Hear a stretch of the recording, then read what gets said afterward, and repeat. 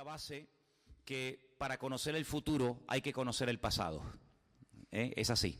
Para saber lo que va a suceder, hay que saber lo que Dios ya hizo en el pasado. Alguien dijo en cierta ocasión que el futuro está escrito en el pasado y el pasado lo podemos ver también reflejado en el futuro. Dice que no hay nada nuevo bajo el sol, sino que todo ya está escrito. Simplemente hay que saber interpretar y saber conocer y saber, descifrar las palabras y los mensajes que a veces no se leen a simple vista, pero que van implícitos. Hay un tiempo verbal en hebreo que no existe en español. Sí, sabemos que la gramática es muy amplia, hay muchos tiempos verbales, pero hay un tiempo en hebreo que no existe en español y se llama el tiempo constructo. Y significa que hay cosas que están implícitas en el mensaje, pero que no se pueden leer, pero van implícitas en el mensaje. Y hay unas palabritas que cuando te las encuentras por el camino en una frase, sabes que lo que estás leyendo está en un tiempo constructo. Por ejemplo, cuando tú le dices a un hermano o a una persona, Dios te bendiga, hay cosas que van implícitas en ese Dios te bendiga, ¿sí o no? Oye, cuando tú le dices a una persona, Dios te bendiga, pues ¿qué le estás diciendo o qué le estás deseando? Pues que le vaya bien, que el Señor lo prospere, que tenga salud, en fin, que el Señor esté con él, abriéndole campo. ¿Sí o no? Fíjate todo lo que va en eso, Dios te bendiga. O cuando le dices, por ejemplo, a un hijo o a una hija, ¿vas a salir? Sí. Bueno, pórtate bien. Pórtate bien. Lo que vaya adentro, lo que va en ese pórtate bien. A veces sería bueno también recordar lo que significa pórtate bien, porque a veces damos por cierto de que hay captado el mensaje, pero el pórtate bien es no llegues tarde, no seas malcriado, respeta los horarios, no escupas, no robes nada, no le pegues palizas a nadie, etcétera, ¿sí o no? Entonces, en la Biblia a veces hay un mensaje implícito que no se lee a priori, pero que ahí está. Y en el libro del Génesis, sobre todo el primer capítulo, hay muchos mensajes que están implícitos, pero que no se leen a simple vista, ¿no? Y lo interesante es saber que el libro del Génesis, sobre todo el capítulo 1, no es un libro, no es un capítulo, no es una historia que se escribió para crear polémica. No es un capítulo, no es una narración que se escribió para chocar frontalmente contra, por ejemplo, la llamada ciencia. Tampoco pretende el libro del Génesis, el primer capítulo, demostrar la existencia de Dios. La Biblia no pretende en ningún momento convencer a nadie de que Dios existe. En ningún momento ese es el objetivo de la Biblia. La primera palabra de la Biblia, ya la hemos mencionado muchas veces, la palabra Bereshit, y se ha traducido por en el principio. Pero realmente esa palabra no significa en el principio, sino Barishoná significa en el principio, Barishoná. Pero la Biblia no empieza con esa expresión, sino con otra. ¿Por qué? Porque lo que la Biblia quiere dar a entender, que lo importante no es en sí el orden cronológico en el que fueron ocurriendo las cosas, sino el propósito por el cual ocurrieron de esa forma las cosas. ¿Me explico? A veces queremos, y de hecho le damos un énfasis a lo que la Biblia realmente no quiere, que te robe tanto tiempo. Y el día duró 24 horas, o fueron días de 1000 años, o cómo había luz y no había sol, y comenzamos a divagar en cosas que realmente no es lo que el texto intenta enfatizar, y lo importante lo olvidamos y lo aparcamos. Desde la primera palabra de la Biblia, la forma como está escrita, da a entender que lo que el Señor pretende es que el hombre capte el mensaje oculto de el propósito por el cual Dios creó lo que creó y por qué lo creó. ¿Me explico?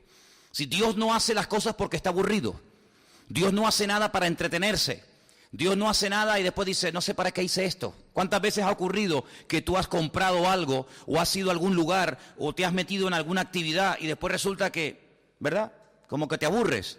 Me acuerdo hace muchos años fuimos una vez a una casa a recoger una serie de cosas que una familia nos daba para el rastro y trajimos un montón de juguetes nuevos, pero nuevecitos, prácticamente de paquete. Me acuerdo que habíamos traído un coche de estos de carrera teledirigido y bueno, estaba todo flamante. Y la señora, la abuela, nos decía que bueno, que el niño ya estaba aburrido, que los juguetes se lo habían comprado hace un par de meses, pero que ya el niño ya no le daba ninguna importancia y ahora había que tirar todo eso o regalarlo y volver a comprar otras cosas. ¿Cuántas veces hay gente en la vida que se mete en un deporte, se compran todo, la bicicleta, el pantalón de ciclista, no sé qué, y tú lo miras y dices, este se cree que va a correr en el Tour de Francia. Y tú para adentro dices, este a la semana no sabe ni dónde dejó la bicicleta. ¿Te ha pasado alguna vez, hermano? No levanten la mano porque no estoy hablando con nadie. Ahora le da por el fútbol y compra pelota, no sé qué, no sé cuánto, o por el alpinismo, por el submarinismo, y compra las gafas y las aletas, y a los 3 días le dice, ¿y qué pasó? Dice, ya no quiero, y ahí está todo tirado. Dios no es así. Dios nunca empieza una cosa y la deja a medias. Es más, cuando empieza es porque en su mente ya está terminada. Cuando el Señor da su vida por su pueblo, es porque Él a su pueblo ya lo vio terminado. Si Él no ve algo completo y terminado, no lo empieza. El ser humano es al revés. Nosotros empezamos algo para ver si lo terminamos. Dios es al revés. Dios lo empieza porque ya lo ve terminado. ¿Cuántos dicen amén? ¿Ok? Entonces, en el libro del Génesis hay cosas muy interesantes. Yo hice una pequeña listita de algunas cosas que estoy descubriendo en este estudio. Y lo primero es cómo empieza el libro. En el principio creó Dios los cielos y la tierra. Ya el nombre de Dios está desde el primer versículo de la Biblia, desde el primer momento. Ahora, la gente se ha preguntado a lo largo de la historia por qué la Biblia comienza de esta manera y no comienza, por ejemplo, con los 10 mandamientos. O no comienza, por ejemplo, pidiéndonos Dios una serie de cosas y al final llevarnos a otro pasaje o capítulo o libro donde nos hable de la creación. ¿Por qué comienza la Biblia hablándonos de la creación del universo, del cielo, de la tierra, de los animales, de los pájaros, del hombre? Por una sencilla razón. Porque tenemos que partir de la base. Esta es una gran equivocación que cometieron los griegos, sobre todo el famoso Aristóteles. Él decía que el universo es eterno, que siempre ha existido. Que lo que vemos, sol, la luna, las estrellas, los astros, el firmamento, siempre ha existido, es algo eterno. Sin embargo, choca frontalmente contra la realidad bíblica. La realidad bíblica nos enseña que detrás de todo lo que vemos hay un creador. Es decir, si tú no aceptas que hay un creador, ¿cómo te vas a someter a una serie de mandamientos de un Dios o de un creador en el cual no crees o no te ha demostrado su poder y su autoridad? La creación fundamentalmente es un despliegue impresionante de la sabiduría y del poder de Dios. Fíjate qué interesante, hermanos. El hombre no toma parte activa en la creación de la tierra, ni los cielos, ni del universo. El hombre es creado al 6º día. Es decir, que durante el 1º, 2º, 3º, 4º y 5º día, Dios no para de hacer, de crear y decir cosas sin necesidad de que el hombre, permítame la expresión entre comillas, le eche una mano. Esto es un golpe al ego del hombre. Porque si el hombre hubiera sido creado desde el primer día, podía haber llegado a creer la mentira, pero creer en esa mentira, de que el hombre participó de alguna manera en la obra creadora de Dios. Sin embargo, nada más lejos de la realidad. Prácticamente cuando todo ya está finalizado, ordenado y en su justo lugar, es cuando Dios crea al hombre. Por lo tanto, el hombre tiene que partir de la base de que incluso él mismo es un ser creado. Y es un ser creado con un propósito. Y todo lo que Dios ha hecho, lo ha creado para entregárselo al hombre, para que lo administre, para que lo cuide, para que lo proteja y para que a través de todas las obras de Dios, del sol, la luna, los mares, etcétera, pueda siempre recordar que detrás de todo lo que existe, de lo que pueden ver nuestros ojos y aún lo que no pueden ver, siempre está la mano de nuestro poderoso Dios. ¿Cuántos dicen amén? Así que la creación se creó con un propósito. No se creó porque Dios no tenía otra cosa que hacer, sino que se creó con un propósito concreto y definido. Ahora bien, la Biblia comienza diciendo en el principio, pero realmente es un principio. No es el principio principal, digamos, como el número 1, y a partir de ese vino el 2 y el 3, sino que simplemente es un principio de otros tantos que hubo. ¿Me explico? Dios creó muchas cosas antes de que comencemos a ver que Él está poniendo en orden lo creado. Fíjense qué interesante que lo primero que Dios crea dice que son los cielos y a continuación la tierra. Ahora, si observamos los cielos, según el nombre bíblico, porque claro, uno menciona la palabra cielos en nuestro idioma, y prácticamente sí, sabes a lo que te refieres, pero la palabra cielos en sí para nosotros no tiene una raíz etimológica que nos deja con la boca abierta diciendo, madre mía, lo que significa esta palabra. Sinceramente, la palabra cielo, si la estudias en español, no te dice nada. Pero como la Biblia fue escrita en el idioma de Dios, en el idioma perfecto, el idioma que Dios utilizaba para crear y el idioma que Dios permitió que se plasmara por escrito en su palabra, cuando Él emplea la palabra cielos, es la palabra hashamayim, los cielos. Y Él lo que hace es que une dos elementos, como es el agua y el fuego, y crea un término nuevo que son los cielos, que literalmente, si tradujéramos esa palabra, diríamos cielos, agua, fuego o fuego, agua. Es decir, que la unión entre el fuego y el agua es lo que nosotros conocemos con el nombre de cielos. Ahora, esto es algo que en nuestra mente no entra. Porque si tú le echas agua al fuego, lo apagas. Son dos elementos que no se llevan bien. No es como el agua y la electricidad, por ejemplo, ¿no? Que el agua es conductora de la electricidad. Es decir, el peor enemigo del fuego es el agua. Es decir, que cuando Dios crea los cielos y la tierra, crea una serie de elementos químicos que permiten la vida. Porque en el agua hay oxígeno. Y sabemos que, por ejemplo, para que haya fuego, tiene que haber oxígeno. Si no hay oxígeno, ¿qué pasa? El fuego se apaga. Tú enciendes una vela y le pones un vaso encima y en cuanto se consuma el oxígeno, termina apagándose. Por lo tanto, cuando el Señor dice que Él creó los cielos y la tierra, nos está hablando indirectamente de que Él creó de una forma, con una armonía alucinante, una serie de elementos químicos que era lo idóneo para la vida. Cuando Él crea los cielos y crea la tierra, a continuación pasa a decirnos que lo que estaba en caos, en desorden, en algo desastroso, no era el cielo, sino era la tierra. Miren el versículo 2. Y la tierra estaba, la versión Reina Valera dice, desordenada. También dice vacía. Era un caos, era un páramo, era un desierto, era un yermo total y absoluto, ¿verdad? Las palabras que aparecen ahí, tohu, babohu, son palabras que aparecen en otros versículos de la Biblia. Son palabras que cuando van juntas, porque a veces hay versículos que usa una u usa otra, pero cuando van juntas son sinónimas. La sensación, no hay una palabra exacta para traducir estos términos al español. Son palabras que, como que cuando tú ves algo que te produce asombro, te deja con la boca abierta, te deja sorprendido, te deja como diciendo, madre mía, esto es un desastre, esto no, ¿qué pasó aquí? Esa es la sensación que experimentaba el hombre en el caso de que hubiera visto en aquel momento lo que allí estaba pasando, ¿no?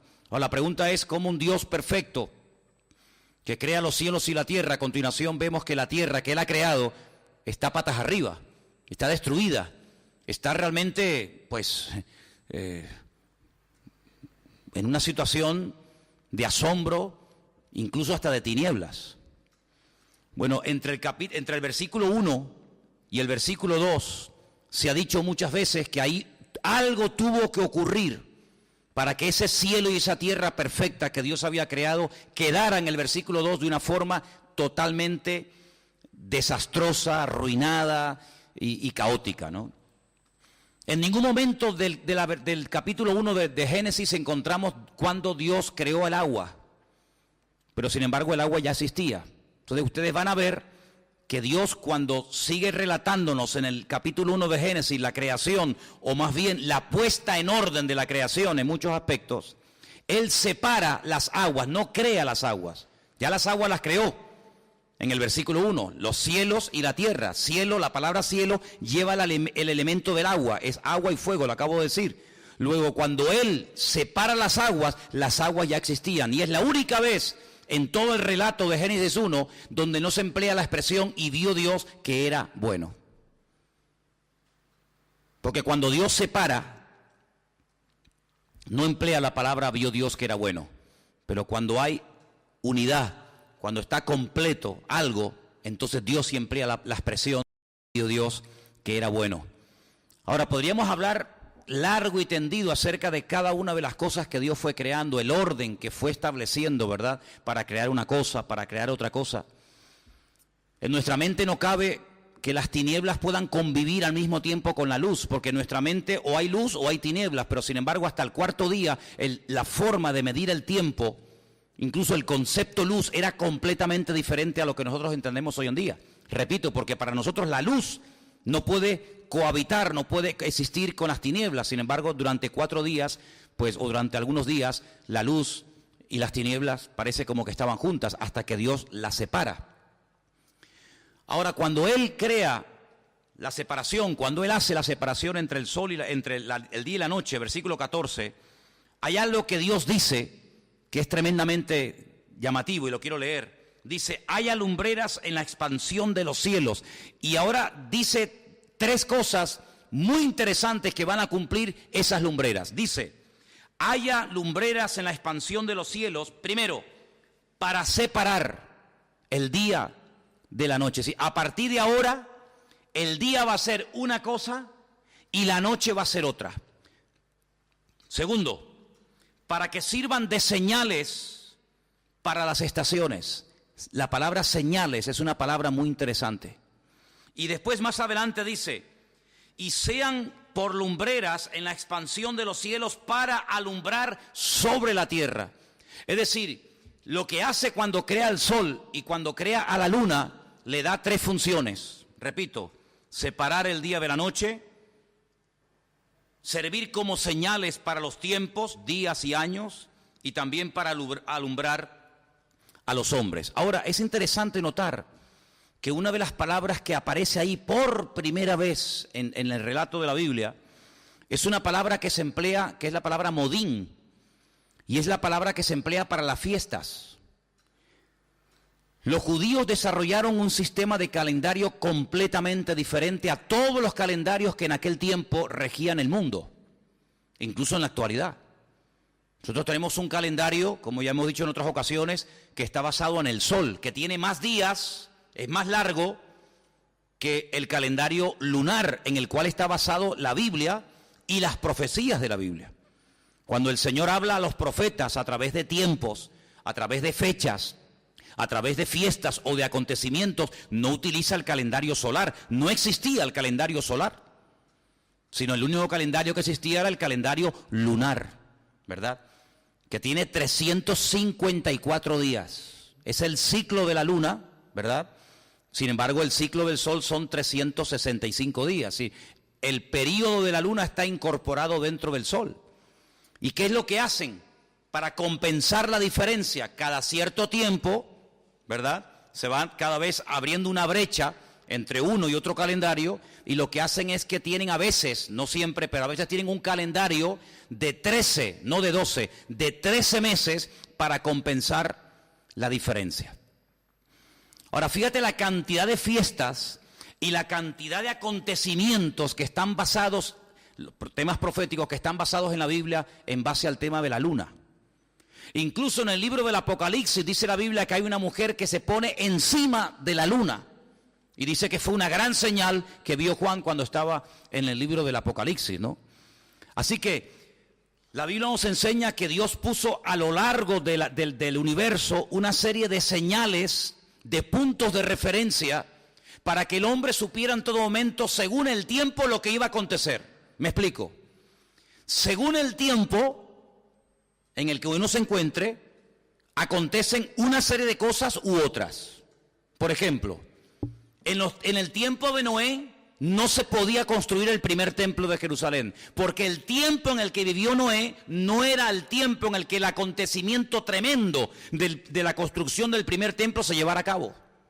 Por lo tanto, hubiera sido una pérdida de tiempo, de energía, de recursos económicos, hubiera sido quemar a la gente involucrarlas en un proyecto que no era el tiempo para llevarlo a cabo. ¿Es que acaso Dios no quería que se construyera un templo? Sí, pero no en ese momento. Por eso la Torre de Babel empezó mal y terminó peor. Porque no era el momento, no era el tiempo para que ese acontecimiento se llevara a cabo. Y por eso Dios lo tuvo que detener y se produjo una división y la gente fue esparcida por todas partes de la tierra.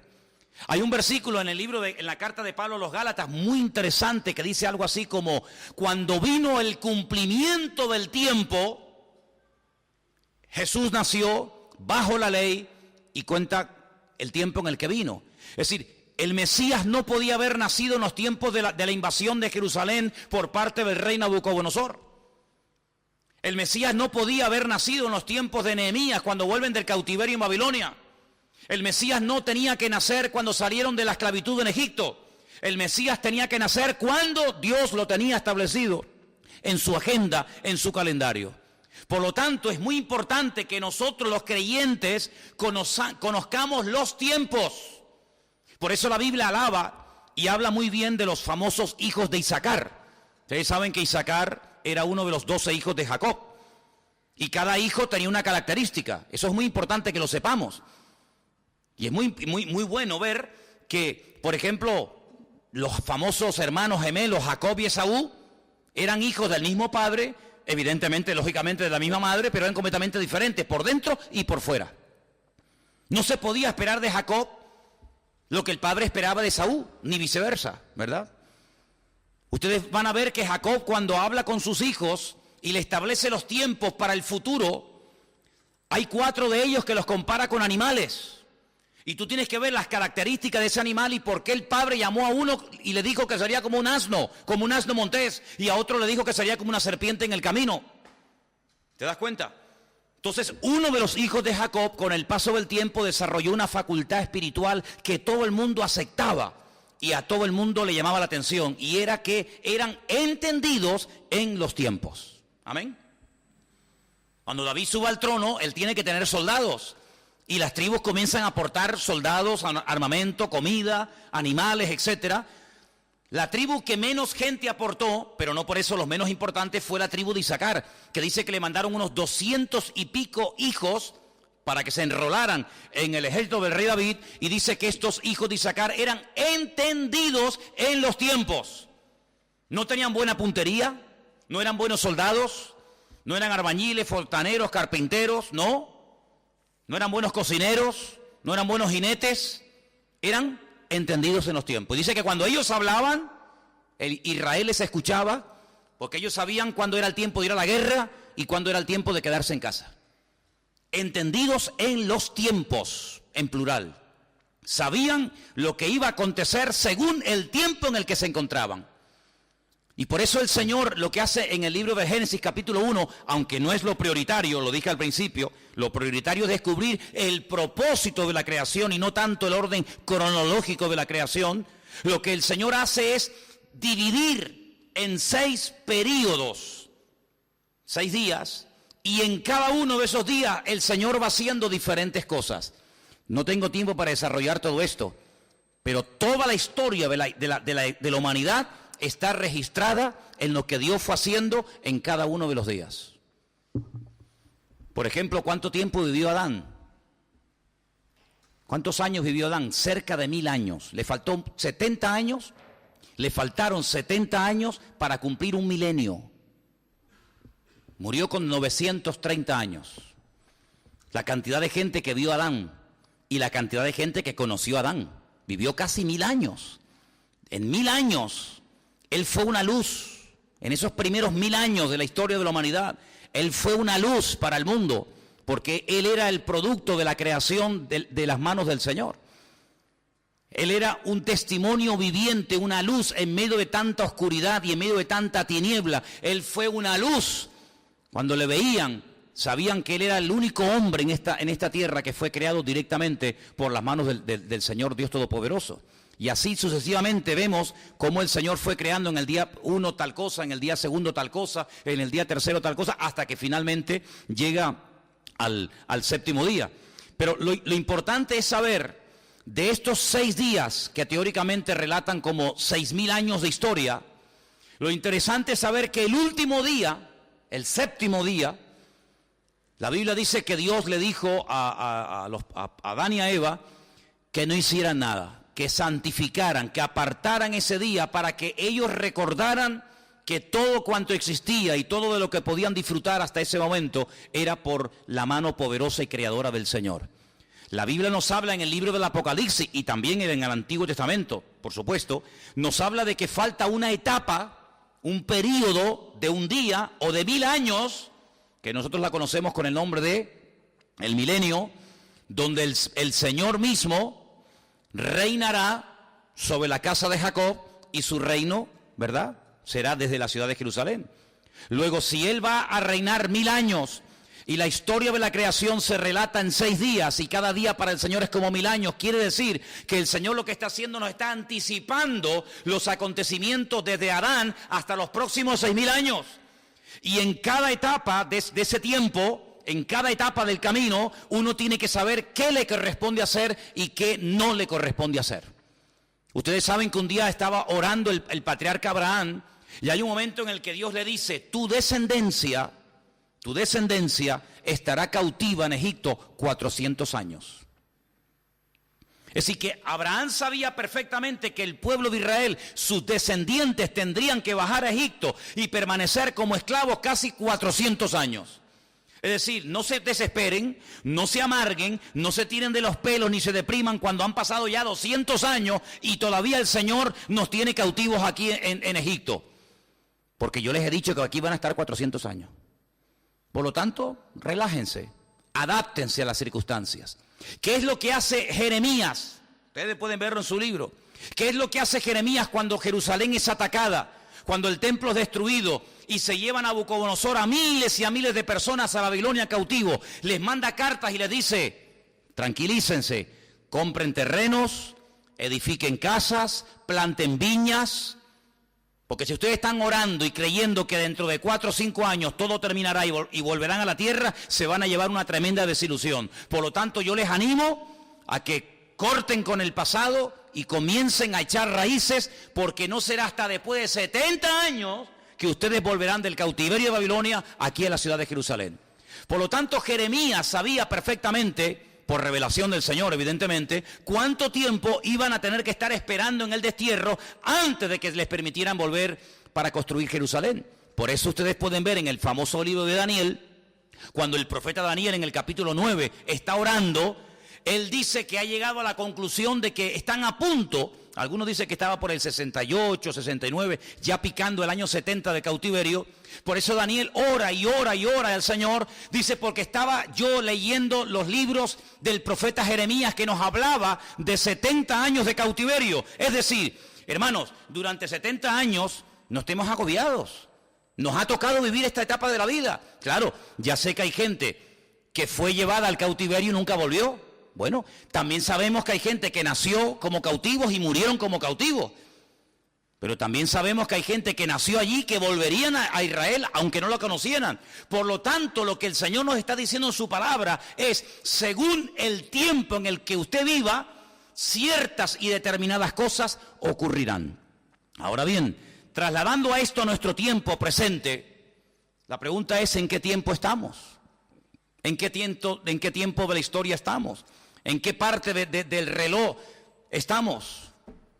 Bueno, amados hermanos, la Biblia nos habla acerca de una etapa que la llama los últimos tiempos. Los últimos tiempos. Una vez, como le decía Pepita el otro día, fui a una sinagoga, creo que fue allí en Jerusalén, y vi en la pared una fotografía, un póster de un reloj que marcaba las 12 menos 5. Y pregunté, ¿por qué? No era un reloj, sino era como una fotografía, un dibujo. Digo, ¿por qué pone las 12 menos 5? Dice, porque nosotros creemos que el Mesías está próximo a venir. Es como decir, metafóricamente, ¿no? Faltan 5 minutos para que el Señor venga. Fíjate tú en la mentalidad de ellos, cómo saben, porque ellos llevan el calendario bíblico. Aparte de también ellos llevan el calendario bíblico. Y saben que ya hemos salido del año 6000. Desde que el Señor creó a Adán y Eva. Por lo tanto, amados hermanos, nosotros no estamos en el tiempo de ver cómo los romanos van a prender al Mesías y lo van a crucificar. Pero hubo una generación que el Señor le dijo, a esta generación lo que se le va a permitir ver, y lo van a ver, es que al Hijo del Hombre lo levantan y lo meten bajo tierra, y así como Jonás estuvo en el vientre de la tierra 3 días y 3 noches, así también estará el Hijo del Hombre. Es decir, que hubo una generación que lo vio nacer, lo vio morir y lo vio resucitar y también ascender, pero no lo vieron venir. ¿Te das cuenta? Fue una generación muy completa, porque lo vieron cómo nació, cómo vivió, cómo murió y dónde, cómo resucitó, cómo ascendió, pero se murieron y no lo vieron venir. Luego queda una generación en el tiempo de Dios que tendrá que ver ese último detalle tan interesante, que es verlo venir en las nubes. Y dice la Biblia que cuando Él venga, en esta ocasión no será como en la primera venida, que unos poquitos se enteraron, sino que en esta ocasión dice que todo ojo le verá y toda rodilla se doblará y confesará que Cristo es el Señor, para gloria de Dios Padre. Ahora, la última generación, que somos nosotros, será la generación que más señales proféticas vea que se cumplan. Así de claro. Por ejemplo, si nosotros hubiéramos vivido en el tiempo que estaba, vamos a poner, faltan 15 días para que María dé a luz en Belén de Judea. Y tú eres, por ejemplo, no sé, un ganadero, un agricultor, un vendedor de joyas o de animales o de telas, me da igual. Si tú hubieras vivido en aquellos días previos, esas semanas o meses previos al nacimiento del Mesías, no había nada espectacular que tenía que acontecer para decir, ya nació, ya nació. Los únicos que vieron algo espectacular, y curiosamente no en Jerusalén, no en Israel, sino a centenares de kilómetros, fueron aquellos hombres que estaban todavía con el antiguo sistema astrológico, mirando a las estrellas, a las lumbreras, porque no tenían Biblia. Y la Biblia nos enseña que Dios habla a la gente según el nivel en el que se encuentre. Si tú tienes Biblia, a ti Dios no te va a hablar por las estrellas. Pero aquellos que no tenían Biblia, pero conocían las estrellas y el nombre de las estrellas que Dios le puso en el principio, llegaron a una conclusión de que su estrella, la alineación de aquellos planetas se había producido, por lo tanto el Mesías ya había nacido en Belén de Judea. Y ellos son guiados milagrosamente desde aquellas zonas remotas de la tierra, y ellos son llevados directamente a aquel pequeño pueblecito de Belén de Judea. Y cuando llegan le dicen al rey Herodes, le podrían haber preguntado a cualquiera, pero preguntarle a un rey, ¿dónde está el rey? Es como decir, no te reconozco como rey, tú no eres el rey. Imagínate cómo se tuvo que sentir el rey Herodes cuando le dicen a aquellos extranjeros, venimos a adorar al rey de los judíos, ¿dónde está? Porque su estrella hemos visto en el oriente. Y el rey Herodes podía haber dicho, ¿cómo que dónde está? Yo soy el rey Herodes. Ahora, hay una montaña en Israel, a las afueras de Jerusalén, que se llama el Herodión. Es una montaña espectacular. Ustedes saben que en la Biblia hay varios hombres que se llaman Herodes, el padre, el hijo, el nieto, ¿verdad? El Agripa, el grande, ¿verdad? Este hombre, uno de los reyes Herodes, tenía una obsesión por las construcciones. Le encantaba construir obras faraónicas. Ahí tenemos, por ejemplo, la famosa ciudad de Cesarea, Cesarea la Marítima, hemos estado en ellas varias veces. Tenemos la fortaleza de Masada, y tenemos otras cosas. Pero la montaña llamada el Herodión es espectacular porque es una montaña enorme, que él lo que dice es que la corten por la mitad. Y cuando cortan una montaña por la mitad, es como decir, en el Teide quiero vivir, pero no en la punta, sino quiero que lo corten por la mitad, lo aplanen, lo dejen llano y me hagan un palacio. Y allí vivía Herodes, en el famoso Herodión, que hasta el día de hoy se puede visitar. Hace muy poco tiempo descubrieron la tumba del rey Herodes y allí está. Es territorio palestino, pero se puede entrar, se puede visitar. Cuando ellos venían, con lo primero que se encontraron fue con la montaña cortada, donde había un palacio enorme llamado el Herodión, donde vivía el rey Herodes, pero ellos sabían que ese Herodes no era al que ellos venían a adorar, era otro. Y dice la Biblia que cuando llegaron, era un niño pequeño. No está ya en el pesebre, en Azúcar, porque ya ha pasado un tiempo, como mínimo 2 años, pues como mínimo han pasado 2 años desde que los pastores lo visitan, en aquellas condiciones en las que nació, hasta que ellos llegan han pasado 2 años, Por eso el rey Herodes dice, bueno, para que no se nos escape ninguno, todos los menores de 2 años que los maten, ¿verdad? Pero es interesante notar que ellos supieron discernir el tiempo de la venida del Mesías por las lumbreras, por los astros en el firmamento. Claro, el enemigo siempre ha utilizado este sistema de la astrología, ¿verdad?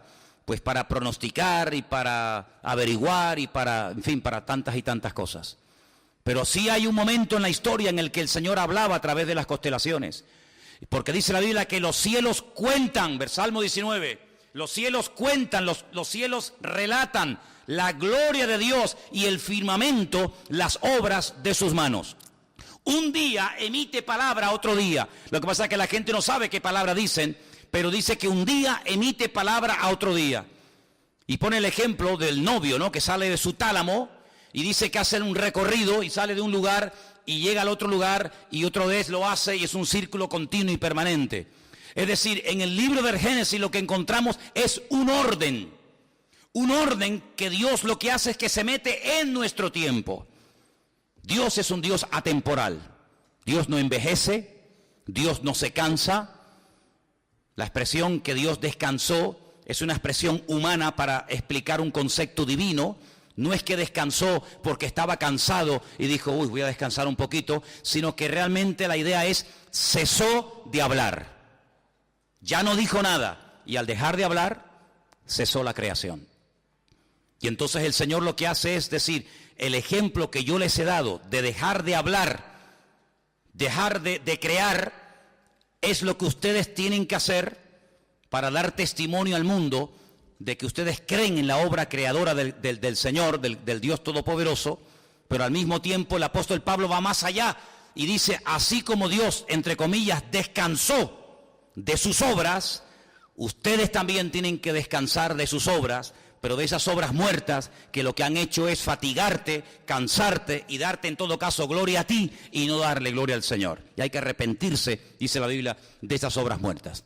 Así que en el libro del Génesis lo que encontramos es el propósito por el cual Dios crea al hombre. Ahora, Dios crea al hombre de una forma tan perfecta que en cierto sentido no es la palabra correcta, pero para que nos entendamos, una especie de reproducción en miniatura de las características espirituales de Dios. Dios no tiene imagen, por lo tanto no tiene medida, no tiene forma. ¿Cuánto mide Dios? ¿Cuánto pesa Dios? No tiene medida, no tiene forma. Si tuviera medida y tuviera forma, sería un Dios limitado.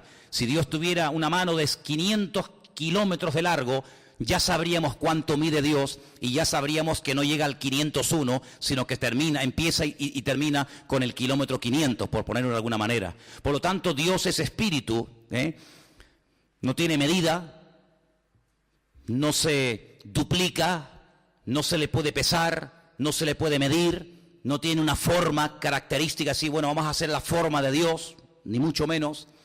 Pero Dios lo que hace es transmite al hombre su esencia, la capacidad de razonar, la capacidad de pensar, la capacidad de tomar decisiones, la capacidad de hacer justicia. ¿Qué es lo que hace el hombre?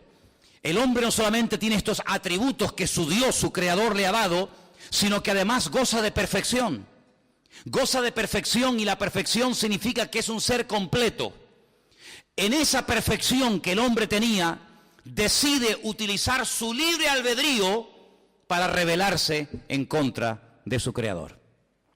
Peca contra Dios, se rebela contra el Señor Dios Todopoderoso y automáticamente las consecuencias comienza a experimentarlas. Lo interesante es notar que el hombre cayó después que su esposa. Dice la Biblia que Eva, su esposa, Java, el nombre original de Eva no es Eva, es Java, que significa vida. Pecó primero y luego ella lleva a su marido, lleva al hombre a desobedecer a Dios, a rebelarse contra Dios. Yo quisiera que ustedes en casa detenidamente lean en estos días el capítulo 3 del libro del Génesis y os vais a dar cuenta qué conversación tan interesante, pero qué peligrosa mantiene esta mujer con este personaje llamado Satanás, donde ella dice cosas que Dios nunca había dicho. Donde ella añade y le dice al diablo cosas que Dios jamás le había dicho a ella. Pero ella añade cosas y le da como ideas al diablo, y el diablo la tienta, y ella ve que lo que ella ha dicho no se cumple, y automáticamente pues peca y desobedece, y todos conocemos el resto de la historia. A partir de ese momento la relación del hombre con Dios se deteriora. A partir de ese momento Dios no puede mantener al hombre en ese lugar perfecto y maravilloso en el cual se había crecido y había estado durante un cierto periodo de tiempo, sino que lo expulsa, pero lo busca. Y esto es algo tremendo, hermanos. Ver cómo el Creador sabe que el hombre ha pecado, sabe que el hombre ha desobedecido, pero no se lava las manos y le dice ahí te quedas, sino que lo busca. Lo llama por el nombre que Él le dio y confronta al hombre con su cruda realidad, porque sin confrontación no hay cambio. Hay gente que dice, no, ese tema no lo toques. No, no hables de eso porque se va a armar el follón. Dios hace todo lo contrario y dice, no, vamos a tocar ese tema para que se monte el follón.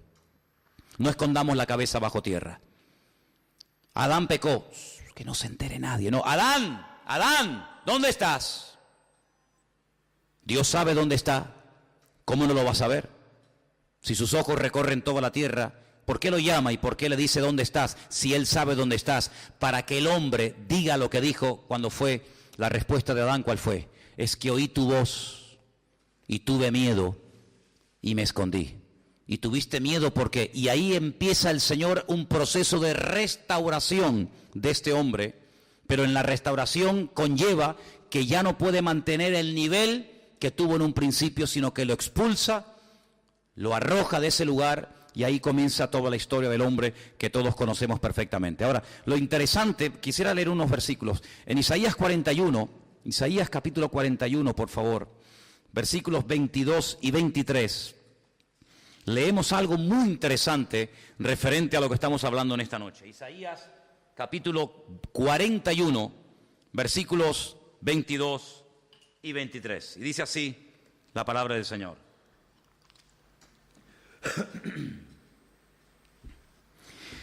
Traigan, anúnciennos lo que ha de venir, díganos lo que ha pasado desde el principio y pondremos nuestro corazón en ello. Y sepamos también su postrimería y hacednos entender lo que ha de venir. Dios está confrontando a los ídolos que ellos están adorando en vez de adorar al verdadero Dios, y Dios le dice, bueno, si ustedes han decidido cambiarme a mí por otros dioses, pregúntenle a esos ídolos, pregúntenle a esos dioses que te hablen de lo que pasó. Pregúntenle, pinchen a esos dioses y díganle, cuéntame lo que va a pasar en el futuro. Y dice el versículo 23, dadnos nuevas y dadnos noticias de lo que ha de ser después, para que sepamos que vosotros sois dioses, o a lo menos haced bien o mal, para que tengamos que contar y juntamente nos maravillemos. En otras palabras, Dios emplea como argumento de su poder y de su autoridad que conoce lo que pasó, lo que está pasando y lo que pasará en el futuro, y lo cuenta de antemano para que cuando ocurran la gente tenga conciencia de que Dios ya te lo había dicho de antemano. Cristo utilizó durante su ministerio en varias ocasiones este sistema. Él dijo en varias ocasiones a sus discípulos, seguro que lo vas a recordar, esto que yo os estoy diciendo ahora, ustedes no lo entienden, pero yo te lo estoy diciendo ahora para que cuando acontezca se acuerden de que yo ya te lo había dicho. Y efectivamente dice la Biblia que cuando el Señor resucitó al tercer día, entendieron aquella frase que les dijo, destruid este templo y en 3 días lo volveré a reconstruir. Dice, ahora entendemos que no se refería al templo de Jerusalén, sino al templo de su cuerpo. ¿Cuántos dicen amén? Si seguimos en Isaías, vamos al capítulo 46, versículos 9 y 10, dice, acordaos de las cosas pasadas desde los tiempos antiguos, acordaos, porque yo soy Dios y no hay otro Dios. Y nada hay semejante a mí. Ahora viene lo interesante, dice, que anuncio lo por venir, ¿desde dónde? Desde el principio. La palabra principio en la Biblia es Bereshit. ¿Cuál es la primera palabra de la Biblia? Bereshit bara Elohim el hashamayim bet haaretz. Bereshit es la primera palabra que aparece en la Biblia. ¿Qué te está diciendo? Yo anuncio lo por venir desde el Bereshit. ¿Lo pillas o no? Desde la primera palabra de la Biblia te estoy contando lo que va a pasar al final. Y desde la antigüedad lo que aún no he hecho. Ahora, este versículo, que yo lo tengo aquí subrayado en amarillo, este versículo que dice, y lo vuelvo a repetir, yo anuncio lo por venir desde Bereshit, desde el principio, y desde la antigüedad lo que aún no ha hecho, se puede leer, léelo al revés. No lo digo a ustedes, porque si lo leen al revés no dice nada. Pero en el hebreo, este versículo, si tú lo lees, en hebreo se lee de derecha a izquierda. Nosotros leemos de izquierda a derecha, ¿sí o no? En hebreo este versículo, si tú lo lees de derecha a izquierda, dice lo que te acabo de leer. Pero si tú lo lees de izquierda a derecha, dice, te cuento el principio al revés desde el principio. Te cuento el final desde el principio leyéndolo al revés. ¿Lo pilláis o no? No lo pilláis. Si leemos el texto en hebreo y lo traducimos, dice, anuncio lo por venir desde el principio. Principio es la palabra Bereshit. El libro del Génesis en la Biblia se llama Bereshit, no se llama Génesis, se llama Bereshit. ¿Por qué? Porque la primera palabra del libro del Génesis es la palabra Bereshit. Entonces, en vez de poner la palabra principio, pon la palabra Bereshit. Yo anuncio lo por venir desde el Bereshit, desde el Génesis. ¿Lo pilláis ahora? Y desde la antigüedad lo que aún no era hecho. Si tú este versículo en hebreo, en español no sale. Si tú este versículo en hebreo, en vez de leerlo de derecha a izquierda, como se lee en hebreo, lo lees de izquierda a derecha, te dice textualmente, yo anuncio lo que ha de acontecer leyendo al revés desde el principio. Es decir, Dios como que codifica el futuro y en las páginas de la historia, según lo que va aconteciendo, te va relatando lo que va a ocurrir en cada momento de la historia de la humanidad. Cuando una mujer está embarazada y sabe que le quedan, en teoría, 9 meses, ¿sí o no? 9 meses, si tú coges un libro de medicina, y muchas mujeres lo hacen cuando están embarazadas, ya después no lo hacen más. Pero hay muchas mujeres que cuando están embarazadas se compran un libro donde a veces se ve hasta una fotografía o un dibujo del proceso de crecimiento y desarrollo del niño durante los 9 meses. Y puedes ver que al mes se está formando, yo qué sé. Bueno, aquí hay una doctora que puede hablar mejor que yo de esto, ¿no? En el primer mes se forma esto y esto. En el segundo mes esto y esto. En el cuarto mes esto y esto. Hay un proceso. Es un humano, sí, pero en proceso. Si saliera a los 2 meses o a los 3 meses, pues tú imagínate. Desde el primer momento tiene vida. Ahí tienes la ecografía, mira, es un niño, es una niña. Pero tienes que esperar. Hay un proceso de 9 meses. El proceso de parto de la humanidad tiene 6 días y un día de descanso, que es el famoso Shabbat, el milenio, donde el Señor gobierna. Es decir, si tú coges un libro de medicina, sabes que en el 5.º mes el niño está cogiendo peso. Al niño le está saliendo el pelo, se le están fortaleciendo las manos, los pies, yo qué sé. Si tú coges la Biblia y dices, vamos a ver, ¿qué pasó en los días del rey David? Guerras, y venga, y venga más guerra, y venga más guerra, y venga más guerra. Llegó un momento en que se acabaron las guerras, ya no había guerras. Ya no había que luchar contra nadie porque ni siquiera había país que defender, dispersados por todas las naciones de la tierra. Pero en ese proceso llegó un momento en el que Dios dijo, ahora en este tiempo volverán a resurgir de las cenizas los huesos secos. Ezequiel 37. Y cuando al final de la visión Ezequiel pregunta y dice, ¿y estos huesos secos a los cuales yo les prediqué? Y de repente veo en la visión que se levantan, huesos secos, muertos, que se levantan y se pone el hueso con su hueso, la tibia, el peroné, cada uno en su sitio, y ahora se le pega los tendones y la carne y los músculos. Señor, ¿esto qué es? El Señor dice, esto que estás viendo, esta es la casa de Israel, que en los últimos tiempos será restaurada y volverán otra vez a su tierra. Ezequiel proféticamente, pero no fue hasta 1948 que esa profecía que Ezequiel vio en una visión se cumplió ante los ojos del mundo entero. Pero cuando Ezequiel vio a esos huesos secos que se levantaron y eran un ejército, dice: Señor, noto que en este ejército no hay espíritu. Y le dice el Señor: ahora profetízale al espíritu, dile: espíritu, entra en ellos. Y cuando entró el espíritu, dice que se convirtió en un ejército tremendamente poderoso. Y entonces nos habla de la restauración de este país, de este pueblo, en dos etapas. Una que ya se ha producido, 1948, la restauración nacional, pero falta la más importante, la restauración espiritual del pueblo de Israel, donde dice que todos se convertirán al Señor y todos le entregarán su vida al Señor y todos confesarán que Cristo es el Señor, para gloria de Dios Padre.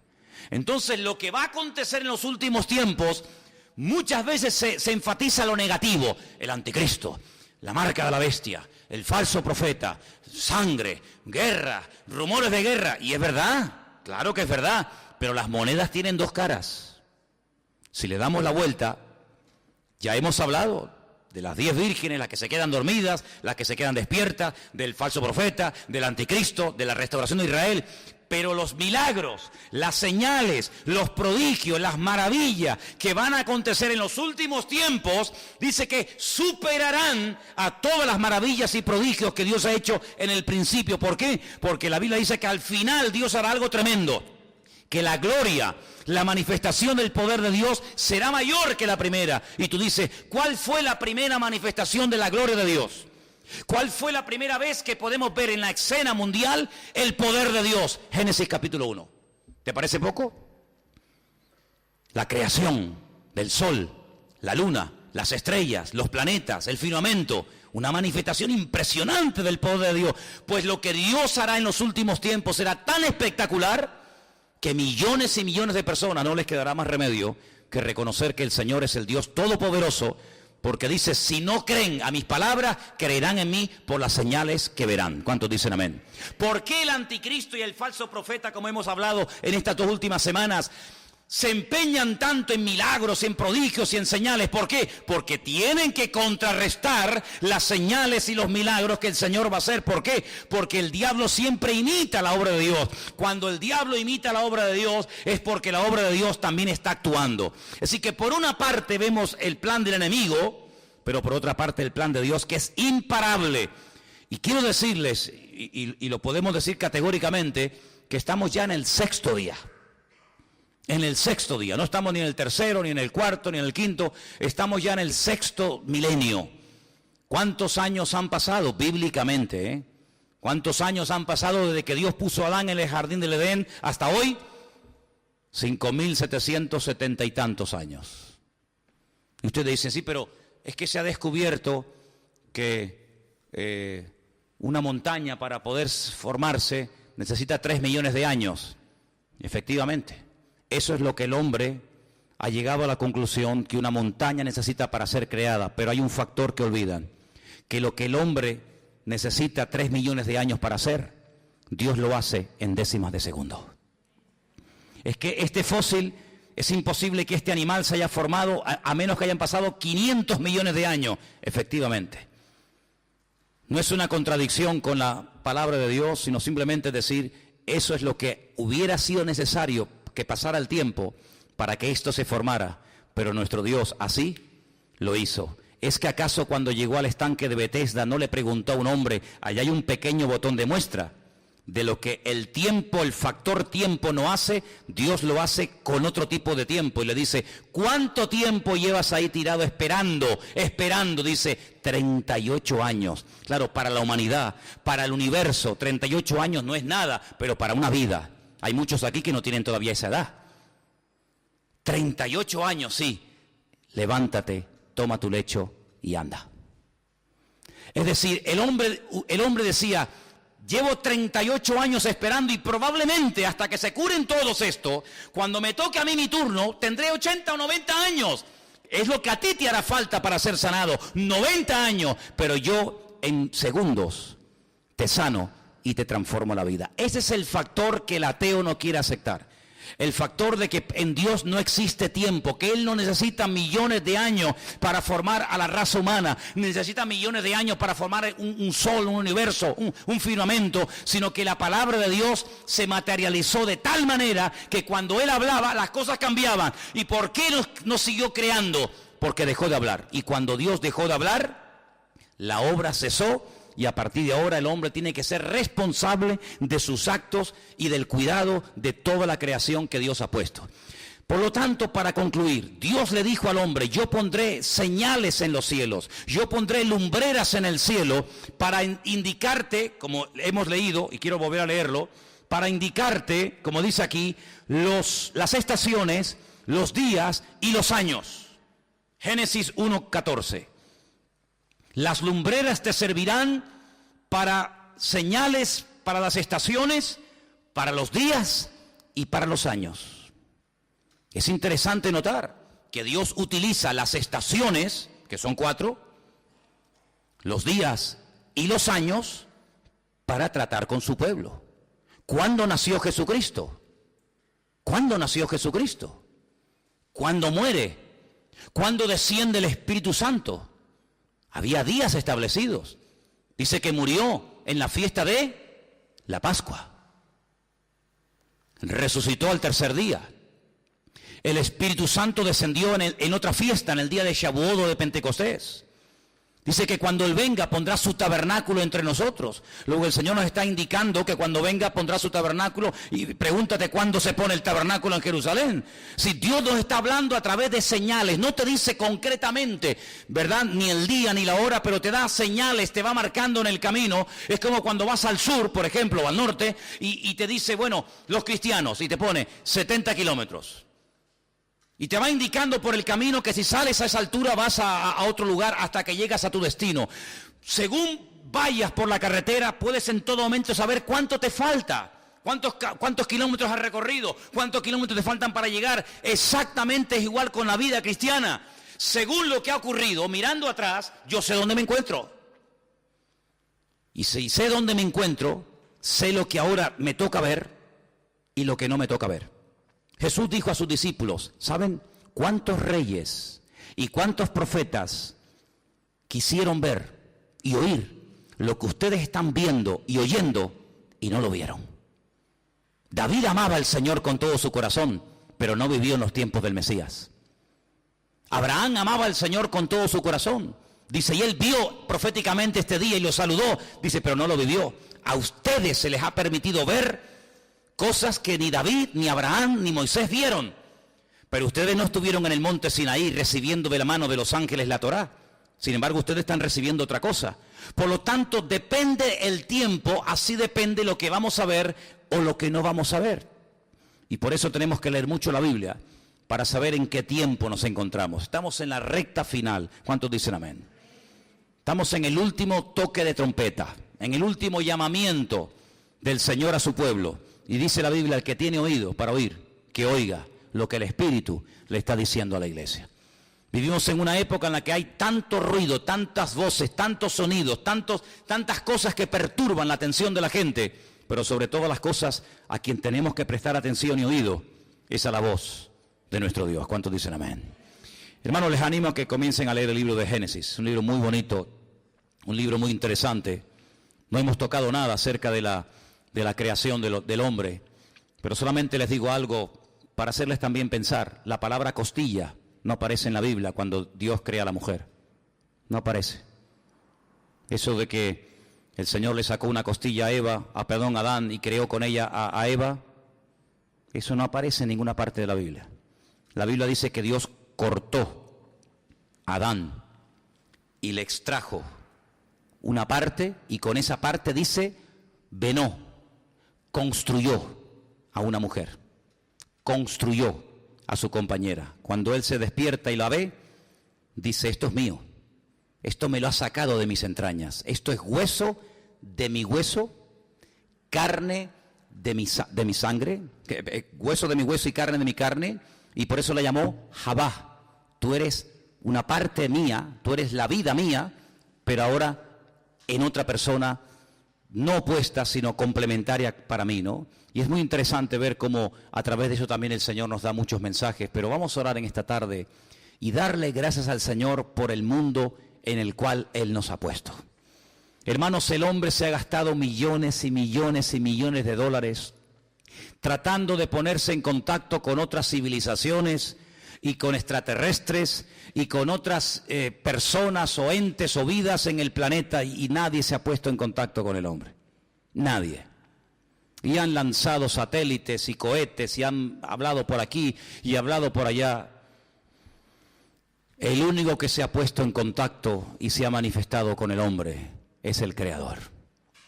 Así que si buscamos la vida y si buscamos respuesta a nuestras oraciones, busquemos en el Señor, porque Él sí que habla y Él es galardonador de los que le buscan. Aleluya. Te damos gracias por la creación tan maravillosa que tú has hecho, Señor. Gracias, Señor, porque todo lo que vemos es el reflejo del poder de tu palabra. Aún nuestros cuerpos reflejan la gloria de Dios.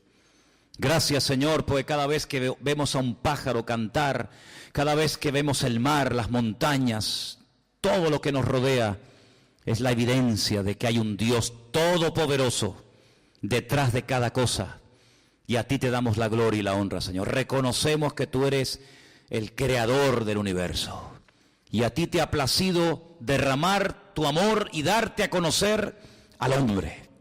Gracias, Señor, porque mandaste a lo más amado, a lo más querido, a tu Hijo unigénito, para que muriera por nosotros, seres humanos pecadores, caídos de la gracia, caídos, alejados de la soberanía de Dios. Pero ahora a través de Cristo podemos reconciliarnos otra vez con Dios. Señor, gracias por tu amor, gracias por tu palabra que nos habla de un Dios grande y maravilloso, que no necesitó de nada ni de nadie para crear, pero Señor, que busca al hombre porque lo ama y lo quiere bendecir y lo quiere restaurar. Señor, aquí estamos delante de tu presencia, dándote las gracias porque tú eres un Dios tan bueno que nos has permitido hasta el día de hoy vivir y disfrutar de este mundo. Y te pedimos por todos nuestros hermanos, Señor, que tú los bendigas y que nunca olvidemos que tú eres nuestro Creador y que no nos hemos hecho a nosotros mismos, sino que somos ovejas de tu prado. Bendito sea tu nombre, Señor. Recibe la gloria y la honra en esta noche, en el bendito nombre de Jesús. Amén. Jesús. Amén. Jesús. Amén. Jesús. Amén. Jesús. Amén. Jesús. Amén. Jesús.